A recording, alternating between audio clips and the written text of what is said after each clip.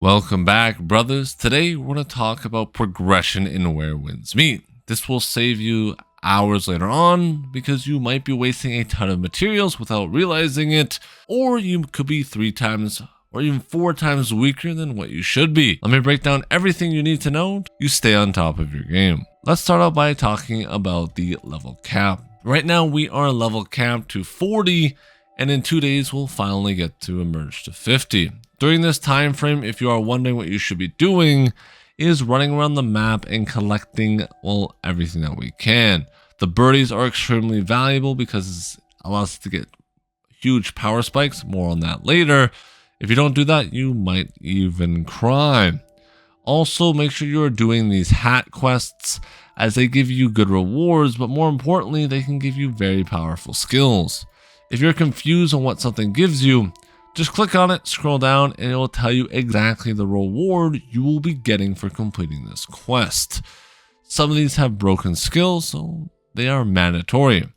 Another thing you can get while leveling, by the way, are these tails. These can be then quickly turned in by heading up to the top of the map to Still Shores and talking to our Everclear clinic here. This will increase our gourds. Right now I have 3. Eventually you can get all the way up to 5 once you're fully juiced. Now let's talk about progression in terms of real power. Hit H and you will head over to this menu. Let's talk about our weapons first. Your weapon should always mirror your level, or you'll be pounding your head against the wall because you just won't be doing damage. The caveat here is it gets relatively expensive, especially once you hit 30. So if you look at my current character, right here you'll see 2 notes and some tonics. It will tell you exactly where you can get these, one of them being the seasonal shop. Each week, make sure you fully max out on buying these. This is incredibly important, not only for your state of mind as the game continues, but just making sure you stay on top of the board in terms of materials. You'll always should have enough jadefish as long as you've been playing the game, so make sure you keep that weekly cap to the max and never go below it. Another thing you should buy, by the way, are these career notes while we're in here. These are extremely valuable. I'll break down exactly why later. Now that we have the weapon, the big tier is the weapon breakthrough. So if I click on Alt 1, I can now select 2 that I'll need. It will tell me, I'll grab them, click breakthrough, and bam, we got the breakthrough. This will give us a massive upgrade. Can be increased based on body. Current bonus 200, maximum bonus 25. So we just got a whole new passive for upgrading. This is extremely important while progressing your weapon levels. Then after that, it'll cost the green materials here. The caveat here is the higher level you go, it will get so expensive you might be living under the bridge in the sewers. So they do give you an option to hit reset by clicking R. It will only give you about 80% of the total resources you spent back. So not bad. We might escape poverty, but you will have to start choosing your mains at this point in the game. Something that you will also have to pay attention to are your inner ways. This is very simple. Right now we only have access to 3. Let's break down each ones that we need. 1, you need the horse, moral chant. This is extremely broken in the best in slot for most builds. How do we get it? Open up your map, head over to this wayshrine right here, and you will see a vendor sitting right here. Go talk to him. He'll have some good books. Purchase all of them. It will cost you 5,000 jades to do so. Yes, it's relatively expensive, but hey, to have a best in slot perk, that's a sacrifice I'm willing to make. You want to have your weapon perks. This should be for every build. Make sure you have both your weapon perks here. 1, for me, I have Virgil Sword, so I use Sword of Rising. What does this do? Well, this gives me an extra animation to all my skills, making me have big damage, like I mean skyrocket my damage, and allowing me to also have some cool animations. But how do you get these incredibly powerful skills? Well, some will be found while doing the mission that it takes to acquire them. So for example, if I scroll down here to the Infernal Twin Blades, click Skill Theft, it will then show me where it is on the map. I can go over there, head in sneaky beaky style, and you want to make sure you loot all the chests because those chests have a chance to contain one of the skills for your weapon. Now for certain weapons, that won't be the case. The best examples are Virgil's sword here and the nameless sword morphs. I'll tell you how to get both of these if you are wondering, because I get this question asked a lot in my live streams. Make sure to check that out, by the way. For Virgil's sword, you want to go into the sewers of the capital. You'll have to go to this market right here. This man will be selling books. Purchase 30 of them and you will be able to get the book. This will cost you about $200,000 to $300,000 in total. So it's relatively expensive to get this book. We also then have the sword morph for the nameless. This is just from reclaiming your daily rewards. So just make sure you claim your battle pass and stuff like that. It's in one of these menus. Good luck. It's like a maze out there, bro. This menu is absolutely atrocity. It should be locked up. Next up, though, we have Mystic Skills. This is arguably, once again, extremely important. You can click F to upgrade, and it will increase your damage by a couple percent. Now, it doesn't seem like a lot at first until you see the breakthroughs. These will skyrocket your damage through the stratosphere and allow you to pump like no one else. Especially for your main DPS skills, these should be your highest priority. Why? Because these roots, these Buddha Tear roots, are extremely rare and they're not easy to get. Therefore, I would highly recommend upgrade the skills that you know you're going to prioritize over everything else. Something else you can upgrade as well are your parry skills. By hitting upgrade, it will take these wine jubs, which are unlocked, by the way, if we open up our map, by this guy over here. It will give you 60 in total. This is extremely important to progressing our character. Finally, in our menu here, we have our talents. This gives us access to a plethora of overpowered abilities. One will save your life, just like if you hit that like button and subscribe. Talking about that, we have Surging. This will allow you to survive fatal damage once, recover 20 HP, and gain 3 seconds of invulnerability with a 12-second cooldown. This makes playing on Legend bearable and other harder difficulties. Without that revive, I probably would have punched a hole in my wall. But what else do we do in this tree? What else should we prioritize? Well, after that, it's best just to follow the main path as far as you're able to go. You mainly want to achieve this one right here is really good, but you will need to get more max HP to unlock it. And one of the best way to get max XP will be to purchasing these skills right here.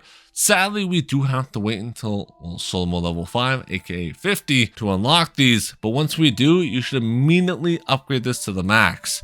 Translation, make sure you save 9 talents for when our level cap increases, as you'll want to spend that immediately into here. Transition into weapons. For that, we want to hit B. Now, we'll be able to look at some juicy weapons.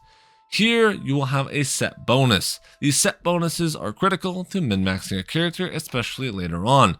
We will also be able to tune our weapons. I will describe that at the end of the video, as I will have to switch to my Chinese version to properly showcase that. So if you don't know which sets your weapon combo uses, click on your weapon, doesn't matter, fan, thunderblade, whatever you want, hit right here.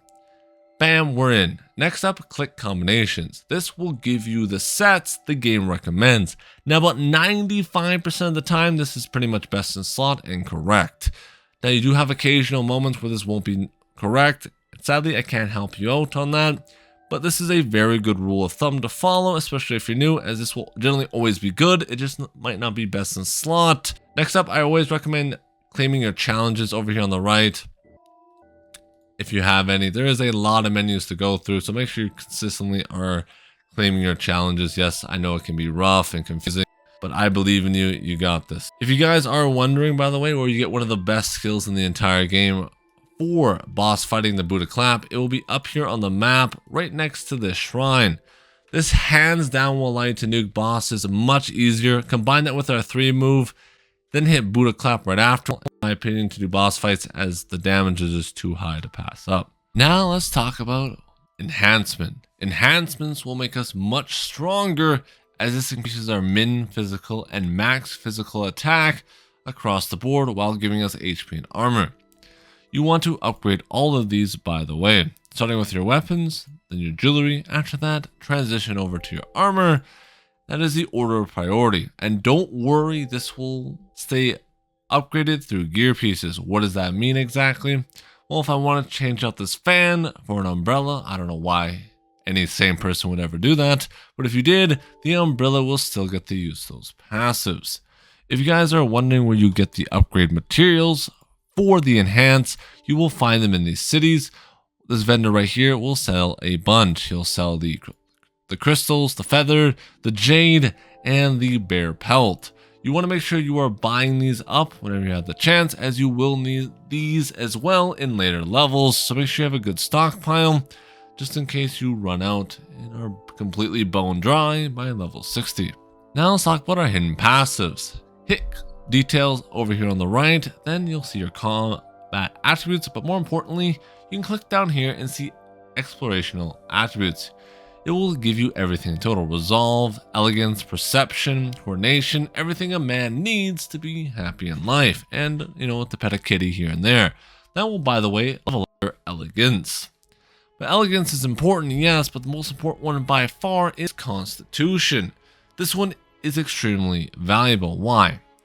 Well, if we hit B and head over to our weapons, here at the bottom you can see constitutional required. Only 20. Now you may be saying, I got at least 40, I'm locked in. At higher levels, this will take up to at least 50 for some pieces of gear, meaning you will want to have the minimum constitution before you hit level 60 to be 50. Now how do we level these up? Well, you can open up your map and head over to these outposts. First time completion bonus will be 5+ constitution. Now that's much easier than hitting the gym. It will also tell you exactly what you get for your other rewards, so just pick and choose what you want. And once you've done all the outposts and you still want to keep hitting the gym, head over to the capital, then click this icon right here, the wrestling. Doing the wrestling will also increase our constitution, not a bad way to level up while showing everyone who the real boss is. That's not the only thing we can get here through our exploration attributes. We can also get skills. These skills are actually very valuable. If you are interested in what one needs, click on it and it will tell you exactly what it requires and what it gives you. A big one in my opinion is this chess one. This shows chess on the minimap. This is a massive W. Only problem is you need a huge spike in elegance in order to acquire this. Now that does definitely suck, but hey, for the price of loot, nothing is too high. Heading over to the birdie icon. Click this wayshine right here, and it's time to go talk to our favorite man in all the lands. As we talk to this man, he will give us some oddities. Here you want to follow the entire path all the way to the end if you can. This is just hands down the best way to progress this. Afterwards, you can backtrack and get all the other tokens if you have extras to spare. You definitely should get the extra passives, they're definitely worth it, but it's much more important to get to this bell icon. Another thing that's very important to get are actually these passes right here, as this allows us to upgrade our general movement skills such as Star Chef here. The upgrades that we need called Jubjubs, they come from this guy right here, so that's why I'd highly recommend getting that first once you hit the bell. Now, if you are wondering where the new guy is in Kaifeng, let me show you. Come to the capital city, head all the way north, you will see him up top. Travel to this way shrine. Now, chat, once we talk to him, we'll be able to once again exchange more of our oddities. Here, you'll want to follow the same logic as before. Go all the way to the end of the path if you can. Since we are stopped by level, and if you have some extras to spare, you can definitely get some defense, health. That's your own choice, but do remember our goal once again is to follow the main path. Why? Because they give us broken passives such as max vitality and just more endurance, which is extremely important for making us stronger across the board, as this just makes us not only more tanky, but allows us to make more mistakes. And trust me, I do make a lot of them. Now remember those notebooks I told you to buy earlier? Let's break them down. Hit professions. Here you will see healer and scholar. I recommend specializing in healer, as this allows us to do more stuff in terms of questing and interacting with players. Here you will see everything you need. You can get per upgrades, other remedies, but most importantly, well, we can upgrade our healer. This will cost us our career notebooks. Yes, we are becoming a full healer main. You can up these to whatever level you want, but basically once you hit expert, we're good to go, as now we'll be locked behind the level 45 cap. At this point, you can then hold or head over to Scholar and upgrade this one as well. This is used for like the gift of the gab, the argument battles that we will sometimes get while playing the game. So bam, we just leveled up both. This should make healing much easier, along with arguing with other people like a true Discord/Reddit mod. Here's a quick bonus tip. If you guys want to quickly level up your elegance, head over to this part of the map and we will see 6 cats. Yes, 6 cats. As you can pet all of them, this will increase our elegance across the board. Give a couple pets. Now that we're over here on the Chinese server, I want to break down something incredibly important: tuning. Tuning is mandatory and something I did not know how to do when I first leveled up. Tuning, you'll be brought into this menu right here, and then you can click plus. This will passively delete gear in order to continue to level up our weapon. Now the level difference between a tuned is catastrophic. As you can see here alone, it goes from 300 to 625. That's double the damage right there. This is extremely important when upgrading all your pieces. Make sure they're tuned to the max. Now this can get very expensive, so make sure you are saving up materials. Something else you can do once you get higher level is actually change out the set bonus. This will cost you free at the start. You get 8 free. After that, you will cost 50 tokens of our donut currency. It gets pretty expensive when you start changing around your sets a lot. So that's why I would recommend going to that menu and seeing what set your current build uses. Now you may be saying, well, what do I do with my old gear? Do I save it? You can get rid of all of it except at level 41. At level 41, you get access to the Armory here. Here, you want to max this out consistently. You will know when it's maxed out when the line will turn to orange. You want to do this for each level: 41, 51, 56, and all the way up to 61, which will be the cap on global. The way you do that consistently is by, once again, upgrading your tuned gear. This is why upgrading your gear is completely fine, even if you don't end up using it for very long, as it will just head straight into the Armory here, where we'll find a nice little home. What does this do exactly? Increases our defense and damage across the board, so yes, it's extremely important. Something else that's important is you will eventually unlock this little icon down here. You can upgrade your fire, water, and poison buffs here respectively. You will be collecting these little purple, orange, and blue things whenever you gather plants. Things that give you your buffs to allow you to do fire damage, like the water icon down here. This will allow you. Well, that's going to be it for the video, guys. If you guys are new here, it means a lot to me. Smash that like button, subscribe, check out the stream. And if you want to, you can become a YouTube channel member and support your boy like that. You guys all have a great rest of your day.